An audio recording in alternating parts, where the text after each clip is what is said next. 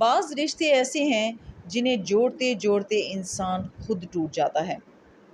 پتہ نہیں ہم رب سے جڑنے کے لیے اپنے ٹوٹنے کا انتظار کیوں کرتے ہیں۔ آج کی آیت کا ترجمہ شروع کرتے ہیں۔ پناہ مانگتی ہوں اللہ کی شیطان مردود سے۔ شروع اللہ کا نام لے کر جو بڑا مہربان نہایت رحم والا ہے۔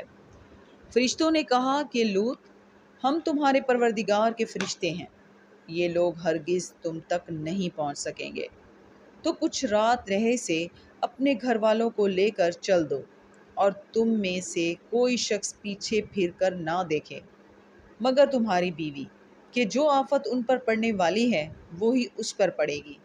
ان کے عذاب کے وعدے کا وقت صبح ہے، اور کیا صبح کچھ دور ہے؟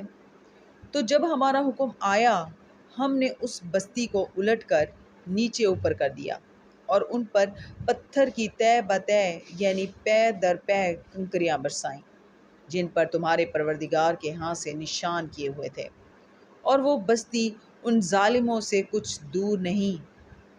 اور مدین کی طرف ان کے بھائی شعیب کو بھیجا، تو انہوں نے کہا کہ اے قوم، اللہ ہی کی عبادت کرو کہ اس کے سوا کوئی تمہارا معبود نہیں، اور ماپ اور تول میں کمی نہ کیا کرو۔ میں تو تم کو آسودہ حال دیکھتا ہوں، اور اگر تم ایمان نہ لاؤ گے تو مجھے تمہارے بارے میں ایک ایسے دن کے عذاب کا خوف ہے جو تم کو گھیر کر رہے گا۔ اور قوم، ماپ اور تول انصاف کے ساتھ پوری پوری کیا کرو، اور لوگوں کو ان کی چیزیں کم نہ دیا کرو، اور زمین میں خرابی کرتے نہ پھرو۔ صدق اللہ العظیم۔